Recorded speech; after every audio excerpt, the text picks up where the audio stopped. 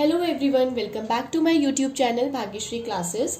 Today I will discuss some important question answers of business studies for class 12 for book 2nd. I have already discussed important question answers of book 1 of business studies in my previous video, and the link of the video is given in the description of this video, right? So let's start it. So there are some short and very short type question answers of all the 4 chapter that is in your book 2nd.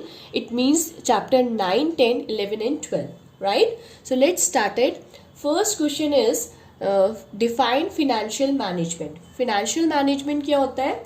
Simply कि manage करना किसको? Financial activities को. किसी भी organisation में जो भी financial activities हो रही है, जैसे कि कंपनी कहाँ से पैसा रेज करेगी, उस पैसे को रेज करके कहाँ इन्वेस्ट करेगी, कैसे उसको प्रॉपर यूज करेगी, इन सब चीजों के बारे में को ध्यान में रख के चलना, उसको प्लान करके चलना, that is your what?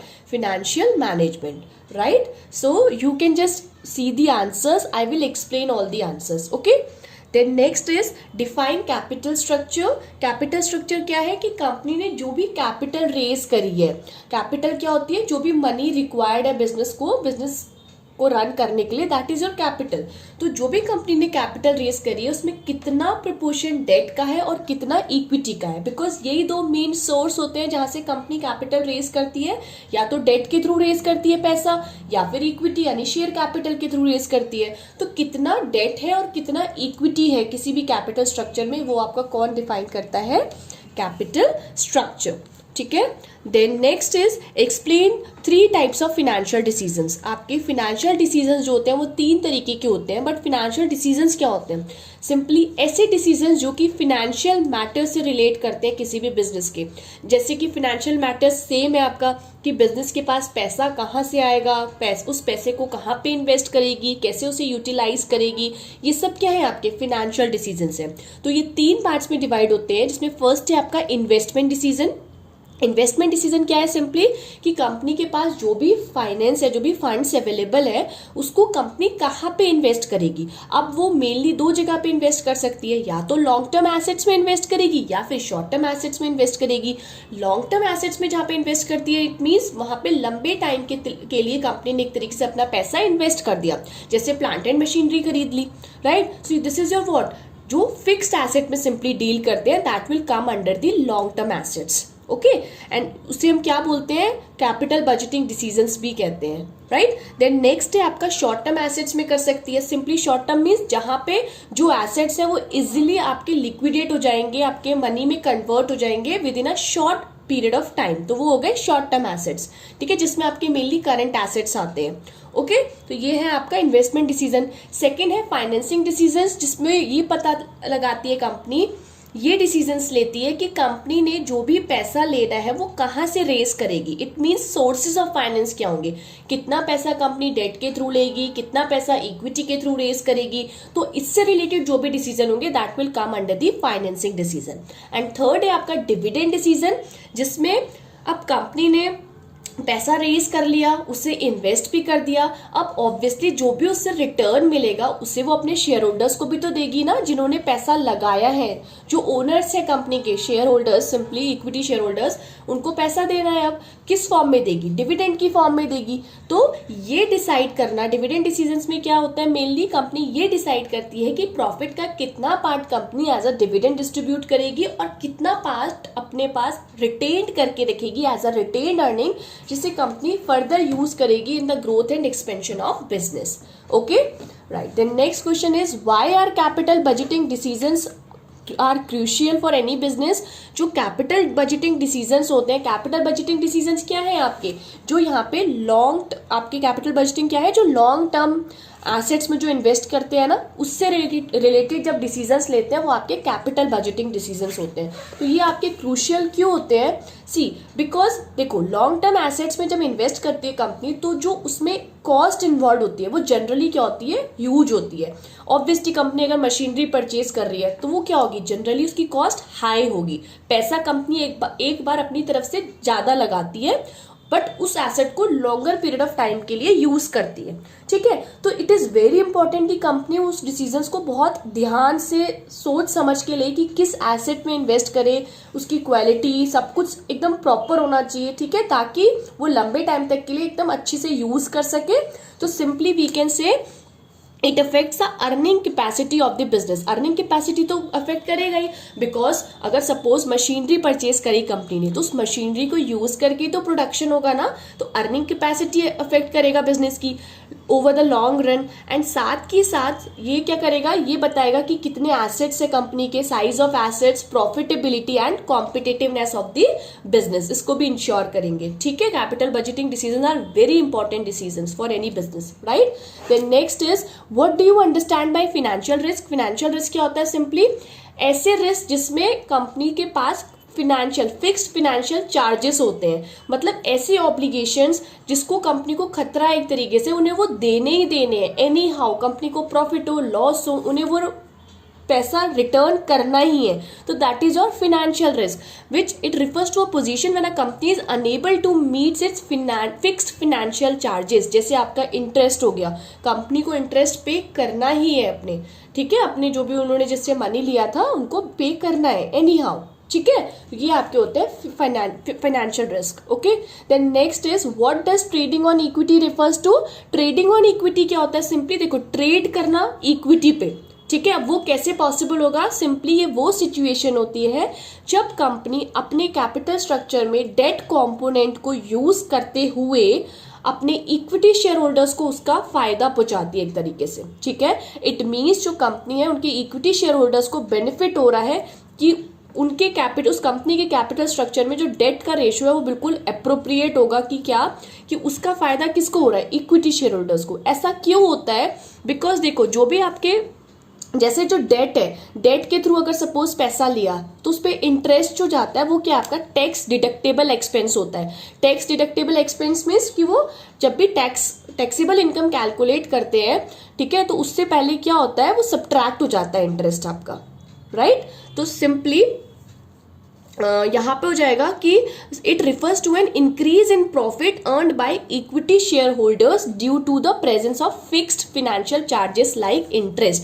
Fixed financial charges की वजह से एक तरीके से इक्विटी शेयर होल्डर्स को उसका फायदा मिल जाता है, उनका रिटर्न बढ़ जाता है, ठीक है। तो ये सिचुएशन आपकी होती है trading on equity. Then next है आपका cost of debt is lower than cost of equity share capital. Give reason even then why company can not work only with the use of debt. क्या मतलब है question का, देखो अब एक यहाँ पे दो टर्म्स है, कॉस्ट ऑफ डेट एंड आपका cost of equity. Cost of debt क्या होता है, cost of debt simply means कि जो भी कंपनी ने डेट, ठीक है, डेट के थ्रू पैसा लिया था, ठीक है, उस पे जो इंटरेस्ट जा रहा है वो हो गई cost of debt, right. And cost of equity क्या हो गई कि जो पैसा कंपनी ने इक्विटी शेयर कैपिटल या सिंपली शेयर कैपिटल के थ्रू रेज किया था, ठीक है, उनको जो डिविडेंड देना है इक्विटी शेयर होल्डर्स को या प्रेफरेंस को, तो जो भी उनको डिविडेंड देना है उसकी जो रिटर्न, उसे क्या बोलते हैं एक तरीके से रेट ऑफ रिटर्न, किस रेट ऑफ रिटर्न से डिविडेंड देना है, तो वो हो गई आपकी कॉस्ट ऑफ इक्विटी। अब जनरली क्या होता है, जो कॉस्ट ऑफ डेट होती है वो कम होती है किससे, कॉस्ट ऑफ इक्विटी से, यानी हम जो रिटर्न शेयर होल्डर्स को देते हैं डिविडेंड वो ज्यादा देते हैं रेट से एज कंपेयर टू जितना कंपनी इंटरेस्ट पे करती है, राइट। तो फिर क्वेश्चन क्या है सिंपली कि फिर भी कंपनी क्यों अपने कैपिटल स्ट्रक्चर में सिर्फ डेट यूज क्यों नहीं करती, राइट, वो इक्विटी को क्यों यूज करती है। अगर इक्विटी की कॉस्ट ऑफ इक्विटी हाई होती है तो डेट ज्यादा यूज करना चाहिए, इक्विटी यूज ही नहीं करना चाहिए। ऐसा इसलिए नहीं होता बिकॉज अगर ठीक है डेट आप ज्यादा यूज करोगे तो कंपनी का फाइनेंशियल रिस्क भी तो बढ़ रहा है ना। अभी हमने डिस्कस किया फाइनेंशियल रिस्क क्या होता है, फाइनेंशियल रिस्क तो बढ़ रहा है क्योंकि ये फिक्स्ड फाइनेंशियल चार्जेस जो कंपनी ने देने ही देने हैं, प्रॉफिट हो लॉस हो देना ही है। डिविडेंड तो क्या है, प्रॉफिट की सिचुएशन में डिस्ट्रीब्यूट करेगी कंपनी, नहीं हुआ प्रॉफिट तो नहीं देगी सिंपली, राइट। बट जो फिक्स्ड फाइनेंशियल चार्जेस है वो तो देने ही देने हैं ना, इसलिए दोनों ही इंक्लूड किए जाते हैं किसी भी कैपिटल स्ट्रक्चर में, okay. Then next question is what, simply how do flotation cost affect the choice of capital structure of a company. जो भी फ्लोटेशन कॉस्ट होती है, फ्लोटेशन कॉस्ट क्या होती है कि ऐसी कॉस्ट जो भी जब भी कंपनी क्या करती हैं अपनी सिक्योरिटीज मार्केट में इशू करती हैं तो कुछ कॉस्ट इन्वॉल्व होती है, कुछ एक्स्ट्रा चार्जेस लगते हैं उन सिक्योरिटीज को इशू करने में। जैसे कि प्रोस्पेक्टस इशू करती है कंपनी तो उसमें पैसा लगता है। तो सिंपली जो भी एडिशनल चार्जेस लगते हैं जब भी कंपनी अपनी सिक्योरिटीज को मार्केट में इशू करती है उसे बोलते हैं फ्लोटेशन कॉस्ट। तो जब भी कंपनी अपना कैपिटल स्ट्रक्चर डिसाइड करती है तो ये कैसे इफेक्ट करती है, करेगी ऑब्वियसली, बिकॉज देखो कंपनी ये देखेगी ना कि किसमें ज्यादा फ्लोटेशन कॉस्ट इन्वॉल्व है, उसके अकॉर्डिंग अपना कैपिटल स्ट्रक्चर डिसाइड करेगी। अब फ्लोटेशन कॉस्ट जब कंपनी शेयर्स के थ्रू पैसा रेज करती है तो ज्यादा फ्लोटेशन कॉस्ट इन्वॉल्व होती है, right, as compare to debentures. तो सब कुछ ध्यान में रखते हुए कंपनी अपना कैपिटल स्ट्रक्चर डिसाइड करती है। Okay, so this is your answer, right. Then next is what, state any 3 advantages of debenture issue as a source of finance, right, कि जब कंपनी पैसा रेज करती है डिबेंचर्स के थ्रू तो उसके क्या फायदे होते हैं, राइट। तो सबसे पहला फायदा तो यही है कि जो भी कॉस्ट ऑन डेट होती है वो जनरली आपकी लो होती है as compare to cost of equity, ठीक है। तो ये फर्स्ट आपका फायदा है। सेकंड है the interest on debenture is tax deductible expense, as I have said कि जो इंटरेस्ट लगता है डिबेंचर्स पे वो टैक्स डिडक्टेबल एक्सपेंस है, यानी कि जब टैक्स हम ये कैलकुलेट करते हैं कंपनी की कितना टैक्स देना है कंपनी ने, वो इनकम जो होती है उसमें पहले हम टैक्स सब्ट्रैक्ट कर देते हैं, राइट। तो एक तरीके से सपोज फॉर एग्जाम्पल कंपनी के पास कितने थे, 5 लाख थे इनकम थी, earning before interest and tax, right. तो कंपनी क्या करेगी, पहले इंटरेस्ट, सपोज इंटरेस्ट था 1 लाख का, तो अब ये 1 लाख माइनस करके 4 लाख रुपए बचेंगे, तो इस 4 लाख रुपए पे टैक्स जाएगा। अगर इंटरेस्ट नहीं होता तो 5 लाख पे टैक्स जाता, ऑब्वियसली ज्यादा अमाउंट ऑफ टैक्स जाता, यहाँ पे अब 4 लाख पे कम अमाउंट जाएगा टैक्स का।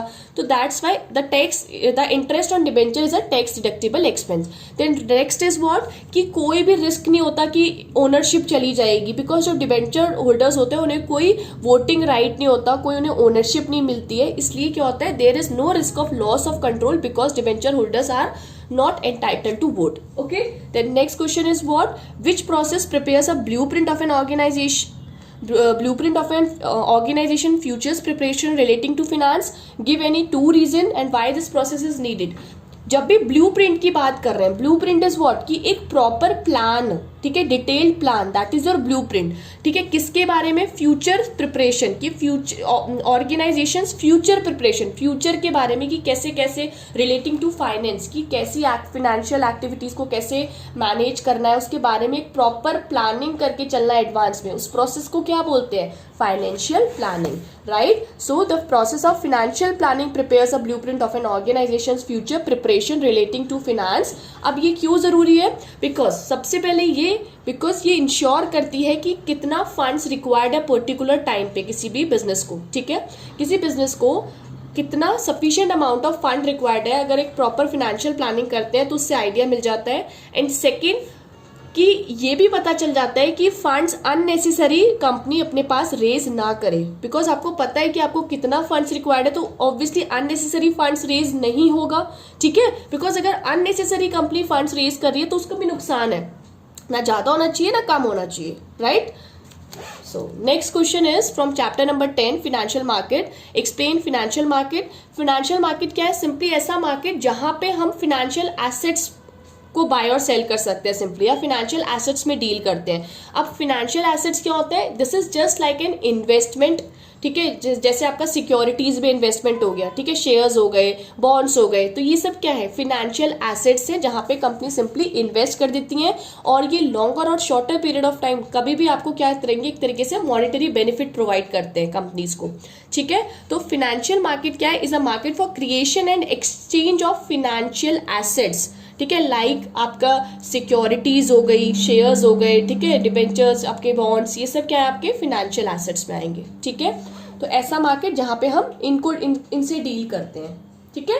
Then next is explain 2 types of financial market. 2 तरीके के फाइनेंशियल मार्केट्स होते हैं, एक होता है कैपिटल मार्केट, एक होता है मनी मार्केट। मनी मार्केट क्या होता है, जहां पे वो सारी सिक्योरिटीज आएंगी जिनका मेच्योरिटी पीरियड क्या है, 1 ईयर और लेस देन इट है। इट मीन्स ऐसा इंस्ट्रूमेंट, ऐसी सिक्योरिटीज जो जहां पे जो इन्वेस्ट की जाती है शॉर्टर ड्यूरेशन के लिए, ठीक है।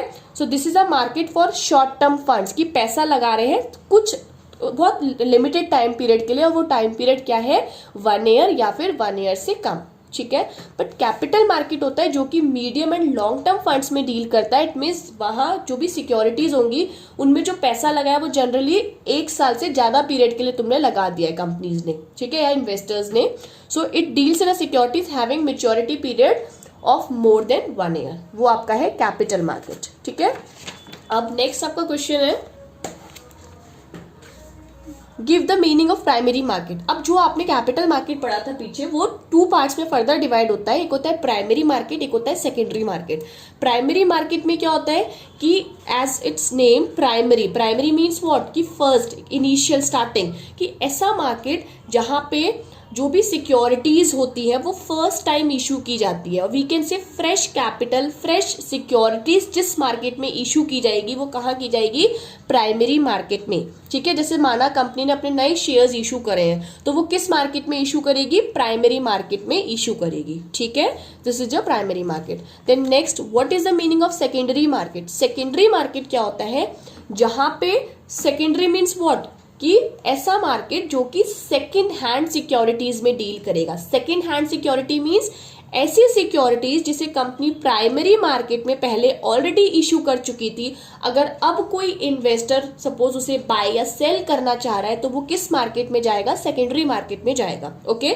So this is also known as stock exchange, fine. Then next, what does dematerialisation of security refers to. देखो डीमेटेरियलाइजेशन क्या होता है, जब भी आपका डीमेटेरियलाइजेशन वर्ड आएगा उसका मतलब है इलेक्ट्रॉनिक, इलेक्ट्रॉनिकली, ठीक है, कि जब भी आपकी सिक्योरिटीज इलेक्ट्रॉनिक फॉर्म में कहीं भी अगर रिकॉर्ड हो रही है, ठीक है, तो that is your what, डीमेटेरियलाइजेशन of securities, की सिक्योरिटीज का शेयर्स हो गए, डिबेंचर्स हो गया, इनका एक इलेक्ट्रॉनिक फॉर्म में जहां भी स्टोरेज है, ठीक है, that is known as dematerialization of security. So the process of holding security in an electronic form is known as dematerialization of securities, right? Then next question is, what do you mean by demat account? Demat account क्या होता है, see, अगर जैसे stock market का है, stock exchange जैसे है, अगर उसमें ट्रेडिंग करनी है, जैसे माना सिक्योरिटीज को बाय या सेल करना है किसी इन्वेस्टर ने, तो उसका डीमेट अकाउंट होना चाहिए। व्हाई, बिकॉज डीमेट अकाउंट में जनरली क्या होती है, वो सारी सिक्योरिटीज होती है, जैसे बैंक अकाउंट होता है, ओके। बैंक अकाउंट में क्या होता है, आपको अपना कैश डिपॉजिट कर सकते हो, ठीक है, आप विड्रॉ कर सकते हो, आपका वो बैंक अकाउंट है, ठीक। अब इसी तरह डीमेट अकाउंट क्या है, कि जो भी आपके पास सिक्योरिटीज है, सपोज आपके पास रिलायंस के शेयर्स हैं या किसी भी कंपनीज के शेयर्स हैं, तो वो कहाँ पे स्टोर करोगे, वो डीमेट अकाउंट में स्टोर होंगे। तो हर कोई इन्वेस्टर जिसे ट्रेडिंग करनी है स्टॉक मार्केट में, स्टॉक एक्सचेंज के संग, तो उसका डीमेट अकाउंट ओपन होना जरूरी है। वो किसके पास ओपन होता है, डिपॉजिटरी के पास। जैसे हमारा बैंक अकाउंट बैंक ओपन करता है, सिमिलरली डिपॉजिटरी जो होता है वो क्या ओपन करता है, डीमेट अकाउंट ओपन करता है। किसके through, with the help of its depository participants. Depository participants आपके सिमिलरली बैंक हो सकते हैं, ब्रोकर हो सकता है, तो ये क्या करते हैं, डीमेट अकाउंट बनाते हैं किसी भी इन्वेस्टर का, simply. So it is an account which an investor is required to open with depository through its any depository participants like bank, brokers, ठीक है, फॉर अवेलिंग डिपॉजिटरी सर्विस। इसके बाद ही आप ऑनलाइन ट्रांजेक्शन्स कर सकते हो, ऑनलाइन ट्रेड कर सकते हो सिक्योरिटीज का, okay. Then next question is what, a stock market index is a barometer of market behaviour. Why, जो स्टॉक मार्केट इंडेक्स होते हैं, ठीक है, आपके इंडेक्स होते हैं, जैसे कि आपके जैसे इंडेक्सेस होते हैं, निफ्टी हो गया, ठीक है, तो ये सब क्या है, इसके सेंसेक्स हो गया, तो इसके थ्रू सब क्या पता चलता है कि क्या मार्केट चल रहा है, मार्केट में सिक्योरिटीज का क्या एक तरीके से प्राइजेस चल रहे हैं। तो वो कह रहा है कि जो भी स्टॉक मार्केट इंडेक्स होते हैं ये बैरोमीटर होते हैं। बैरोमीटर क्या होता है, एक इंस्ट्रूमेंट जो कि मेजर करता है चीजों को। यहाँ पे किसको मेजर कर रहा है, मार्केट बिहेवियर को। ऐसा क्यों, बिकॉज सिंपली इंडेक्सेस के थ्रू पता चलता है कि स्टॉक मार्केट या स्टॉक प्राइजेस क्या चल रहे हैं, ठीक है, शेयर्स के प्राइजेस में क्या फ्लक्चुएशन हो रहा है डे टू डे बेसिस पे, वो किसके थ्रू पता चलता है, स्टॉक मार्केट इंडेक्स के through, right. So it reflects and shows day-to-day fluctuation in the stock prices. Okay. Then next is, what do you mean by price rigging? Price rigging क्या होता है? See, price rigging एक illegal practice होती है जिसके through क्या होता है, यहाँ पे देखो, it means making manipulation with the sole objective of inflating और depressing the market price of securities. ठीक है, कि मतलब किसी भी इलीगल तरीके से अगर आप किसी भी कंपनीज के शेयर के मार्केट प्राइस को बढ़ा रहे हो या कम कर रहे हो, इन्फ्लेटिंग और डिप्रेसिंग, ठीक है, कि इन अ मैनिपुलेटिव वे, तो ये आपकी क्या है, ये कहलाएगी प्राइस रिगिंग। ठीक है, और ये आपकी it is prohibited by the law, इसे लॉ प्रोहिबिट करता है, मना करता है कि ये नहीं होनी चाहिए, because it is a cheat with investor, ये इन्वेस्टर को चीट कर रहा है। ठीक है ना, कि आप किसी सिक्योरिटीज के प्राइस बढ़ा रहे हो, घटा रहे हो, ठीक है, तो ये क्या एक तरीके से चीट है इन्वेस्टर्स के साथ। देन नेक्स्ट है security and exchange board of India, that is SEBI, is the watchdog of the security market. Do you agree? Yes, watchdog क्या होता है? वॉचडॉग मतलब होता है ऑब्जर्वर, जो एक तरीके से हर चीज को ऑब्जर्व कर रहा है।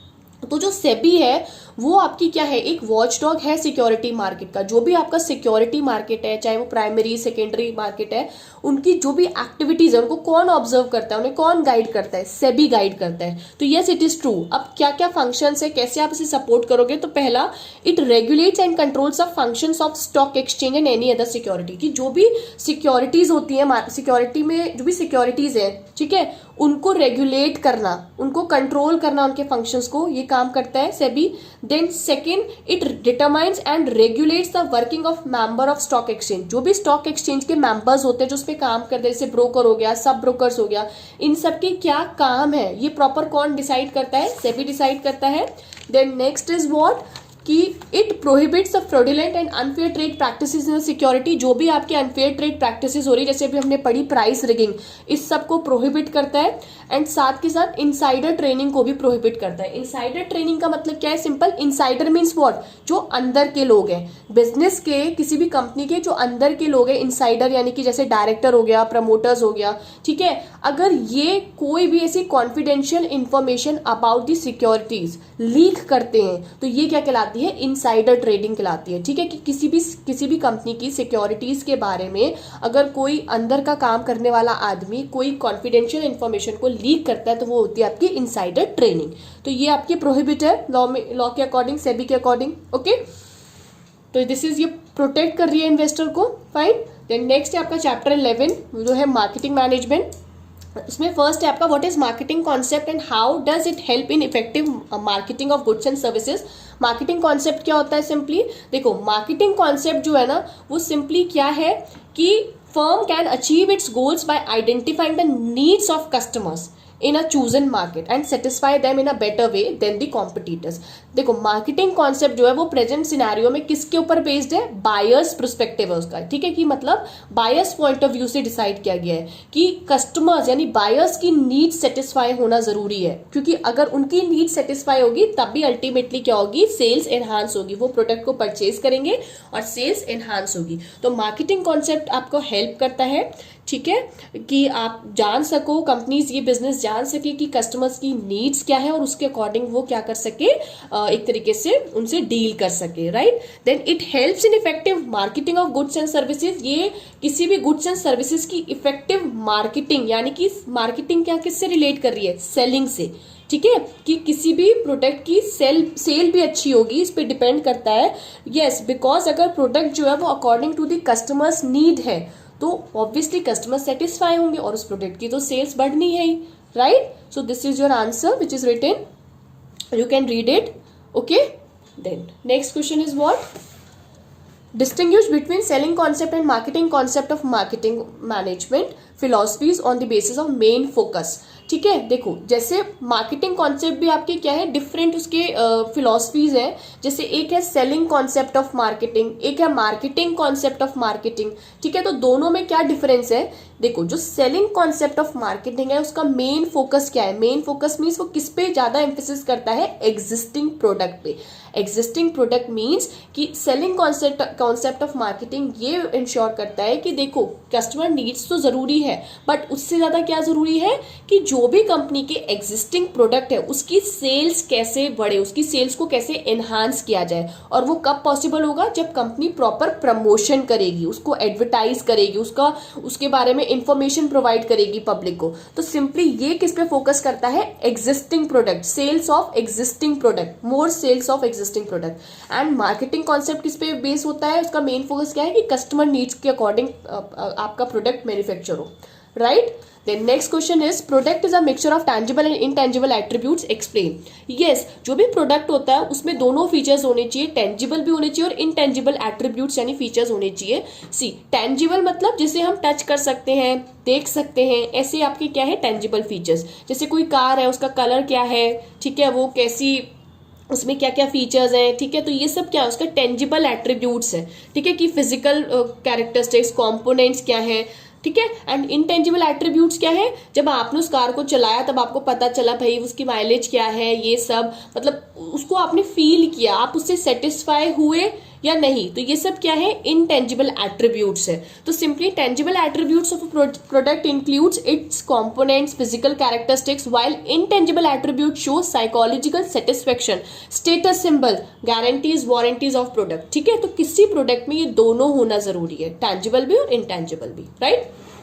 Then next question is what is marketing mix and what are its main element। marketing mix क्या होता है, देखो marketing mix में वो सारी strategies, tactics, tools आते हैं जो simply firms यूज करती है अपने marketing objective को अचीव करने के लिए, ठीक है। कि जो भी कंपनी ने अपना marketing objective बनाया था कि भाई ये होना चाहिए, कि इतना सेल्स होनी चाहिए, इतना, ठीक है, ये टारगेट मार्केट होना चाहिए, तो उसको कैसे अचीव करे, उसके लिए जो भी वो टूल्स, टैक्टिक्स यूज करता है कोई भी company, that is your marketing mix.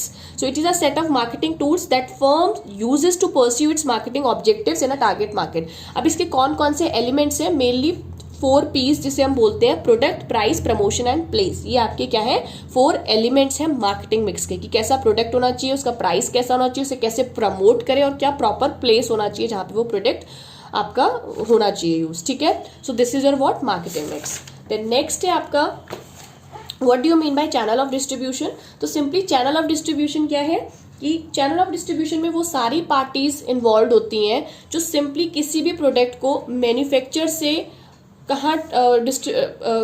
कहाँ पे लेके जाती है, एंड कंज्यूमर्स तक, ठीक है, जो भी एंड आपके यूजर्स कह लो, एंड यूजर्स तक लेके जाती है। तो वो सारी पार्टीज, वो सारे इंटरमीडिएटरीज जो कि क्या करते हैं, किसी भी गुड्स को जहां से वो बनती है, मैन्युफैक्चर होती है, वहां से लेके डायरेक्ट कंज्यूमर तक रीच करवाती है, वो आपको हो जाएंगे चैनल ऑफ डिस्ट्रीब्यूशन में आएंगे, ठीक है। अब यहाँ पे सिंपली 2 पार्ट्स में डिवाइड होता है, direct channel and indirect channel. Direct channel क्या है, जिसे हम 0 लेवल चैनल कहते हैं, जिसमें क्या है सिंपली कि अगर जो भी गुड्स हैं, ठीक है, जो भी गुड्स एंड सर्विसेज है, वो डायरेक्टली मैन्युफैक्चरर से कस्टमर तक या फिर कंज्यूमर तक रीच हो रही है, ठीक है। मैन्युफैक्चरर ने बनाई और कस्टमर्स को डायरेक्टली पहुंचा दी, वो गुड्स पहुंच गई उनके पास, बीच में कोई इंटरमीडिएटरीज नहीं थी, तो वो है आपका डायरेक्ट चैनल, जिसे हम बोलते हैं 0 लेवल चैनल, राइट। एंड दूसरा है आपका इनडायरेक्ट चैनल, जिसमें क्या होता है, एक या एक से ज्यादा इंटरमीडिएटरीज इन्वॉल्व होते हैं, ठीक है, कि गुड्स पहले जो थी मैन्युफैक्चर थी, उसके बाद सपोज एजेंट के पास गई, एजेंट ने आगे होलसेलर को डिलीवर करी, होलसेलर ने रिटेलर को करी, रिटेलर ने कंज्यूमर को करी। तो बहुत सारी पार्टीज इन्वॉल्व है in the process of distribution of goods and services, ठीक है। तो ये आपका क्या कहलाएगा, इनडायरेक्ट चैनल है, जहां पे डायरेक्टली मैन्युफैक्चरर कस्टमर से लिंक नहीं कर रहा है। अब इसमें भी आपका क्या है, यहाँ पे देखो कितनी पार्टीज इन्वॉल्व है, 1 2 3। अगर ये 3 पार्टीज इन्वॉल्व है between the manufacturer and consumer, तो वो क्या हो जाएगा, 3 लेवल चैनल। और अगर सपोज एजेंट नहीं होता, डायरेक्ट मैन्युफैक्चरर होलसेलर को दे रहा है, होलसेलर रिटेलर को, तो वो 2 लेवल। एंड ये दोनों नहीं होते, सिर्फ रिटेलर होता है, तो this is 1 level channel, right. Next is what do you mean bye labelling. Labelling क्या होती है, सिंपली एक लेबल को डिजाइन करना जो कि आपके पैकेज पे सिंपली पुट कर दिया जाता है, एक स्मॉल स्लिप सी अटैच हो जाती है, जिसमें सारी इंफॉर्मेशन होती है रिलेटेड टू दी प्रोडक्ट, ठीक है। जैसे कि उसका नेचर क्या है, प्रोडक्ट का क्या कंटेंट्स हैं, ठीक है, अदर नेसेसरी इंफॉर्मेशन, ठीक है। जैसे सपोज अगर कोई फूड आइटम्स है तो उसमें इंग्रेडिएंट्स भी शो होते हैं, जो भी एक अलग से स्लिप अटैच होती है ना, that is your label. So it means designing of of label to be put on the package. A label is like a small slip attached on the packing of the product. ठीक है, जो भी packing होती है product की उससे attach कर दी जाती है. That shows nature, content and other necessary information related to product that should be provided to the customer. Okay, then next is what do you mean by promotion mix? promotion mix क्या होता है? Simply कि ऐसे सारे tools, ऐसी सारी strategy जो किसी भी प्रोडक्ट को प्रमोट करने के लिए कंपनीज यूज करती है, that is a promotion mix. ठीक है, so it use of communication for the purpose of informing the potential customers about the product and also persuade them to buy it.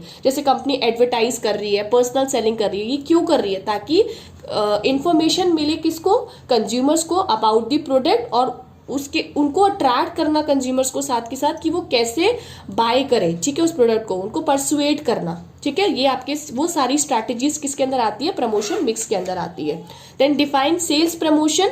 Sales promotion क्या है? ये आपका एक promotion mix का ही tool है. सिंपली सेल्स प्रमोशन है कि वो एक्टिविटी जिसके थ्रू कंपनी क्या करती है? अपनी सेल्स को एनहांस कर सकती है, बढ़ा सकती है, वो आपकी आएंगी. वो सारी एक्टिविटी प्रमोशंस के सेल्स प्रमोशन का पार्ट है. जैसे कि फॉर एग्जांपल कंपनीज ने डिस्काउंट ऑफर कर दी है, किसी प्रोडक्ट पे डिस्काउंट दे रही है, डिस्काउंट कूपन्स दे रही है, कॉन्टेस्ट कर रही है, गिव अवेज दे रही है, गिफ्ट्स दे रही है. तो ये सब क्या है? आपके जो छोटे छोटे इंसेंटिव्स जिसे कंपनी यूज करती है अपने प्रोडक्ट की सेल्स को बढ़ाने के लिए, वो आपके क्या है? सेल्स प्रमोशन का पार्ट है. Then define branding.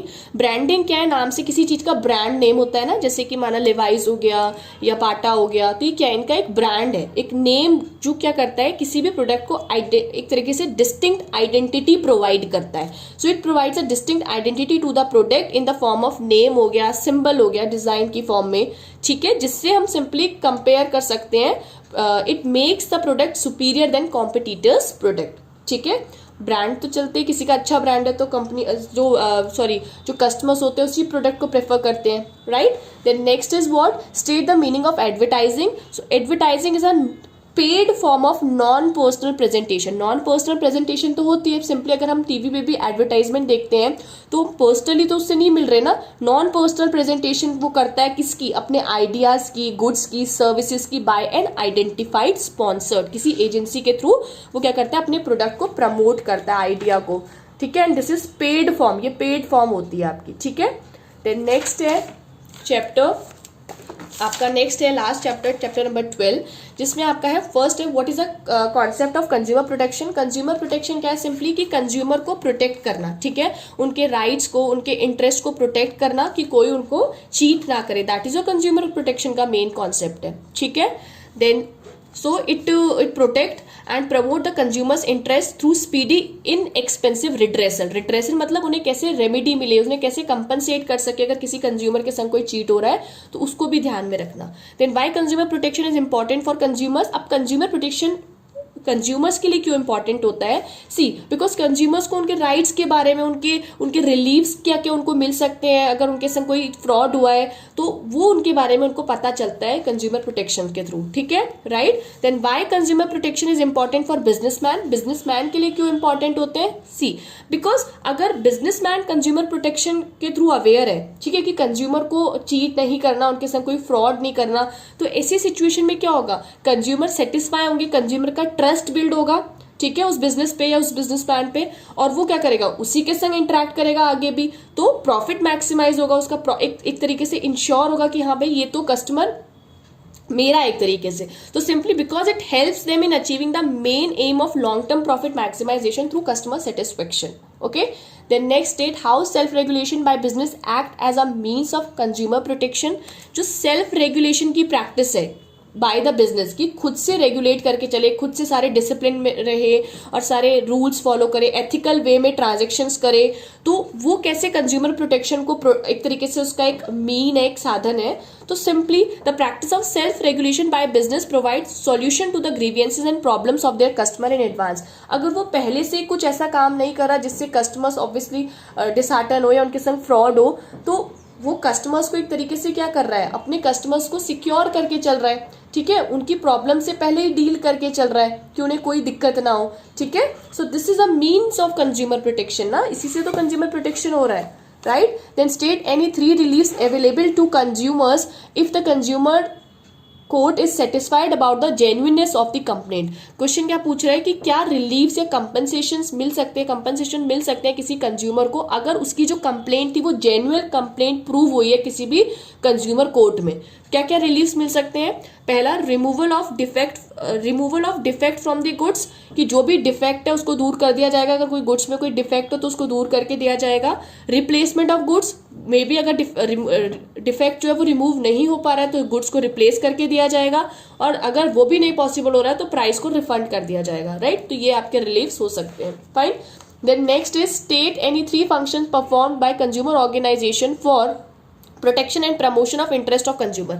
आपके डिफरेंट कंज्यूमर ऑर्गेनाइजेशन होते हैं जिसका मेन एम क्या होता है कि कंज्यूमर्स को कैसे प्रोटेक्ट करें। ऐसे एनजीओज हो गए जो सिंपली किसके लिए करते हैं काम, उनका मेन फंक्शन क्या होता है कि कंज्यूमर के इंटरेस्ट को कैसे प्रोटेक्ट करें, ठीक है, उनके संग कोई चीट ना हो। इनके मेन फंक्शंस क्या होते हैं? सिंपली पहला कह सकते हैं कि they educating the general public about the consumer rights, educate करते हैं पब्लिक को उनके राइट्स के बारे में, ठीक है, कैरिंग आउट, ठीक है। सेकंड क्या है कि ये इंश्योर्स करते हैं कि टाइमली बेसिस पे टेस्टिंग होनी चाहिए जिससे पता चले कि जो प्रोडक्ट्स हैं वो प्रॉपर क्वालिटी के हैं कि नहीं, ठीक है, वो और ब्रांड से compete कर सकते हैं कि नहीं। देन नेक्स्ट है encouraging consumer to protest and take actions against exploitative and unfair trade practice. अगर किसी भी कंज्यूमर के संग कुछ एक्सप्लॉइटेशन हो रहा है तो उसके कैसे मतलब अगेंस्ट लड़ना है उसके लिए एनकरेज करते हैं। एंड लीगल असिस्टेंस प्रोवाइड करते हैं कस्टमर को कि वो क्या क्या उनके पास लीगल, कैसे वो लीगली उससे डील कर सकते हैं अपनी प्रॉब्लम से, ये बताते हैं, right. Then who can file a complaint in the consumer court, कौन कौन कंप्लेंट फाइल कर सकता है कंज्यूमर कोर्ट में? सिंपली कोई भी कंज्यूमर कर सकता है, any consumer, any registered consumers association, कोई ग्रुप है रजिस्टर्ड, कोई ग्रुप है तो वो कर सकता है कंज्यूमर्स एसोसिएशन। द सेंट्रल और स्टेट गवर्नमेंट भी आपकी कंप्लेंट कर सकती है। वन और more consumers who are having the same interest, एक या एक से ज्यादा कंज्यूमर जिनका सेम इंटरेस्ट है। एंड नेक्स्ट है लीगल एयर और representative of deceased consumer. Suppose कोई कंज्यूमर है जो अब नहीं है, एक्सपायर हो चुका है, उसकी कोई लीगल रिप्रेजेंटेटिव है तो वो भी कंप्लेंट कर सकते हैं, ओके। देन नेक्स्ट है explain the following rights to the consumer of the consumer. First, right to be heard. Right heard क्या होता है? सुनना, ठीक है।